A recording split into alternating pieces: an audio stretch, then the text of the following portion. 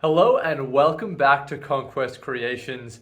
Middle-earth is an amazing game for so many reasons, but one of them is just how good it works on a competitive level. The game is very well balanced across all the profiles, and ultimately it's a game of skill, not your army list. So, in this video, we're going to go through 10 tips to make you a more competitive player and hopefully get you on the podium at a tournament. Our first tip for competitive play is to keep your heroes that are on foot safe. Almost every army in Middle-earth is going to have a captain level hero. That's a hero that, sits around 2 attacks, a decent fight value, and has a couple might. The main role of these heroes is to use their might for heroic moves to help the army's positioning. Now, in this situation, these orcs have lost priority, so they're moving second. And you can see if they win priority next turn, they're going to be able to wrap around the last alliance and get into a really advantageous position. So it's really important that that orc player can keep their captain in a good spot where he can use his might to call a heroic move next turn. The problem is, if the orc captain's in the back row, well, he's not going to be able to use his might very effectively because if he calls a heroic move, he's going to need to go first. But the problem is, if he's in the front row, well, Gil-galad on horse is going to come in and probably kill him in one turn, which could take 2 might points out of your army for basically nothing. So, the trick here is to leave a gap that your captain can run through, but the enemy's heroes on horses can't go through. As you can see here, there's a 25 mil gap that the orc captain can run through, so when he calls his heroic move, he's going to be able to go forwards. But Gil-galad's not able to charge him back in return. This is just one example of this situation. But it comes up all the time. It's especially good to counter big cavalry heroes. Let's go into tip 2. Now the name of this tip comes from the Green Dragon podcast, who have named it bulging. Now, in this situation, I've got a big hero with a higher fight value. In fact, this hero has a higher fight value than your hero. Now, what I could do is charge directly into your hero, and then you could call a heroic strike, I could call a heroic strike, and we leave it up to the dice gods. But as you get more and more competitive, you want to lean away from just relying on the dice gods going to your side. So Gil-galad, instead of charging the Witch King, is actually going to charge these 2 orcs, and then call a heroic combat in the combat phase, leaving the Witch King unengaged. Now, at this point, the Witch King has 2 options. Either the Witch King is going to do nothing and leave it up to chance. If Gil-galad wins that heroic combat, he can come in and fight the Witch King at a higher fight value and maybe even kill him in one turn. Or the Witch King can call a preemptive heroic strike, meaning that if Gil-galad did go to fight him, the Witch King would likely have a higher fight value. But the good thing for Gil-galad here is he doesn't need to charge the Witch King. So if the Witch King calls a heroic strike, then Gil-galad's just going to charge forward and go after the banner. But if the Witch King doesn't call a heroic strike, then Gil-galad's going to go and fight the Witch King. It's a technique that allows you to give your opponent 2 bad options. Maybe take some wounds on a hero, or maybe lose that hero, or waste a point of might on an unnecessary heroic strike. It's a really clever one, and it actually comes up quite often. So next time you play a game, keep bulging in your arsenal. I'm just going to quickly interrupt the video to update you on the Kingdom of Saxonia STL terrain line. These are digital files that you can 3D print yourself at home for miniature wargaming. Now, if you're watching this video just as it's come out, the Kickstarter has ended and it was really successful, so there's a lot of stretch goals on the way. And these files are all going to be live on my website, Conquest Creations, down in the link below at the end of September. So if you missed out on the Kickstarter, they're going to be coming back very soon. Thanks for listening to that. Now let's get back into this video. Tip number 3. So far, all of our tips are focusing around big heroes, and I've got one more big hero tip for you. Let's say you're playing the Isengard and you're up against this horde of goblins. Well, the good thing is that the Uruk-hai are much better than the goblins in infantry combat. But the goblins have the Goblin King, who could easily kill an Uruk-hai captain or a couple Uruk-hai per turn. One option that the Isengard player could do is take a risk, go in with the captains, the berserkers, all the pikes, and try to put damage onto the Goblin King. But this has a low odds of actually working, and it's likely that the Goblin King would win that and kill the captain. So the better option is, and an option that you'll find coming up all the time, is just send one regular troop into their giant hero. Now that one Uruk-hai in this case is going to get absolutely ripped to shreds and definitely die. But if the Goblin King is only killing one Urukai per turn instead of an Urukai captain, that's a really, really good result. He's a massive hero, and it's really rough if he's being bogged down just by regular troops. Now, it's important when you do this that you remember that he might heroic combat, so you have to have some more guys behind just to catch that heroic combat. So the worst amount of damage that the Goblin King could do this turn is just kill 2 Urukai. This is just one of the many examples of this coming up. It's another great way to deal with any big model like a troll or something. For example, just charge it with one random warrior, and if the troll kills one random warrior per turn, then ultimately it's probably not going to get its value back in the game. So it's a great way to tie up big enemies, especially if you don't have good tools to deal with them. Tip number 4 is that heroes on horses are much more deadly than heroes on foot. There's a lot of trade-offs if you take a horse, but the main one is your hitting power goes through the roof, and so does your maneuverability. So keeping your heroes on their horses is really, really important. And if your opponent puts heroes on horses down on the table, you want to try to kill them.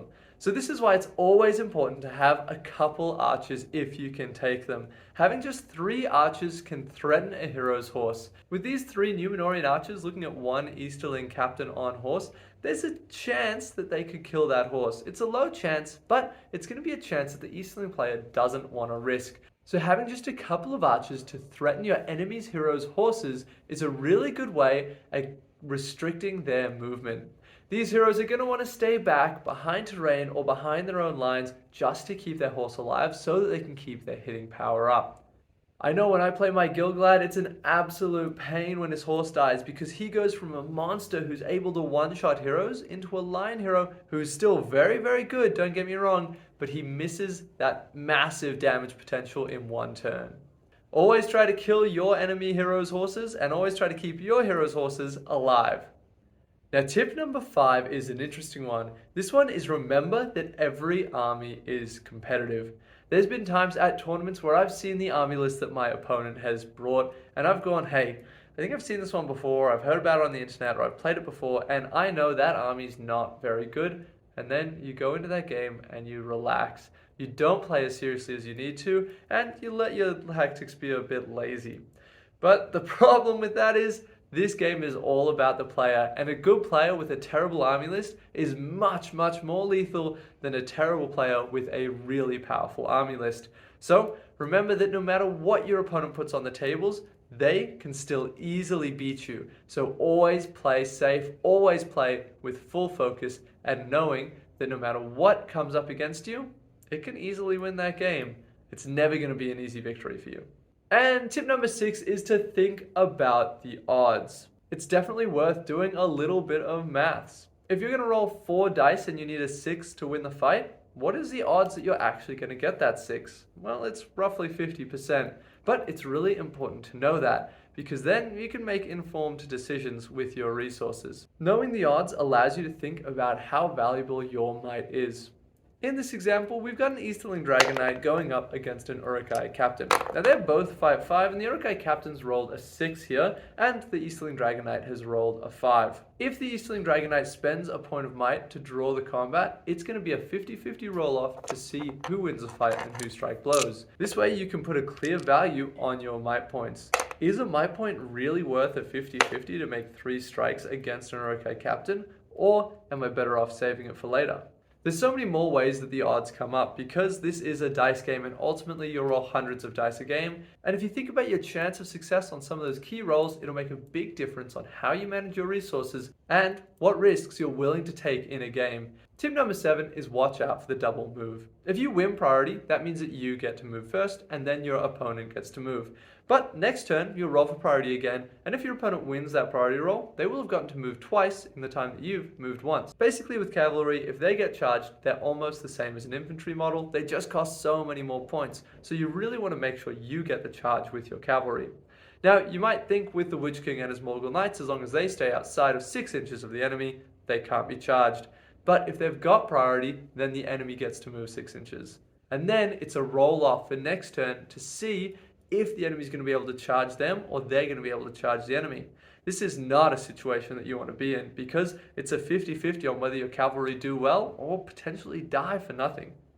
So if you've got priority with your cavalry and you must maintain that you get the charge, it's especially relevant with all cavalry armies, make sure you stay 12 inches away from the infantry instead of 6, because this way, if they move and then win priority next turn and move again, you're still safe and you haven't been charged.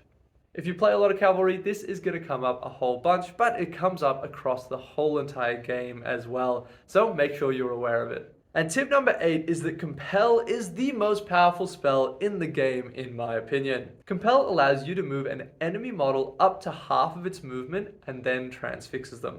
Transfixing the enemy means that if they win the fight, they can't strike blows. So that in itself is really, really powerful. If you transfix a big hero like a Gil-galad or an Azog, all of a sudden, even if they win that fight, they're not killing anything. So that could be 200 points, not killing anything for a turn.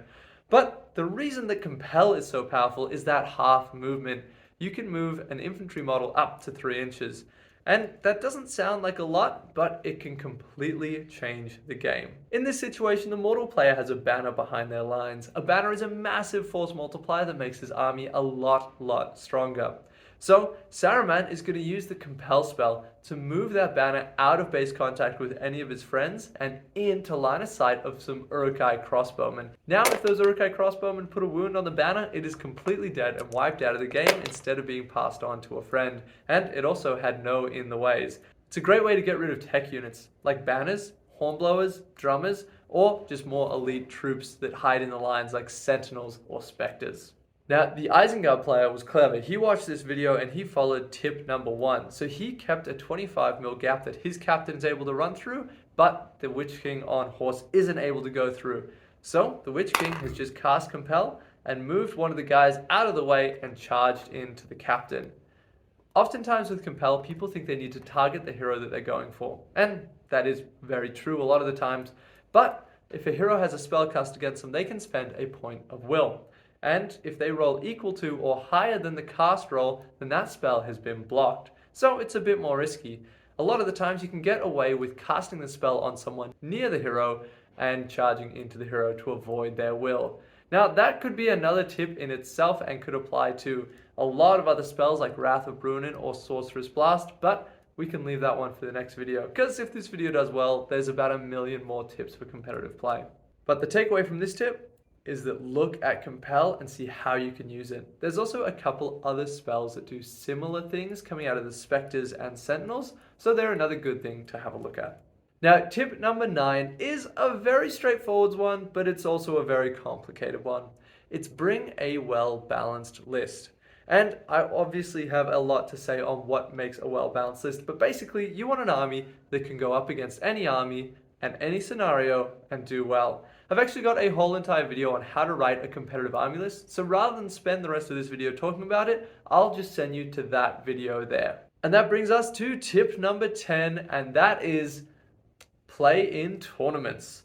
Playing in tournaments is the best way to get better at this game, and it was actually the 10th tip for tips for beginners as well, but for competitive play it is even more true. Playing with just mates is a lot of fun, but oftentimes I find my mates mostly bring the same armies. Whereas when you go to a tournament, you play against a huge variety of different army lists, and different players, different play styles, and you play under a time pressure. So if you want to play this game well, and you want to play to win tournaments, the best way to do it is by playing more and more tournaments. And going to a tournament doesn't need to be a stressful thing. You don't need to go there just to win. Tournaments are so much fun. I've met so many people there. And ultimately, the reason I love this game is because of the community that I get to play it with. So go to tournaments, find those players. This is going to make you a lot more passionate about the game, expose you to more army lists, and expose you to better players than yourself who you can learn from. This has been the top 10 tips for competitive players. Thank you for watching. This has been Conquest Creations.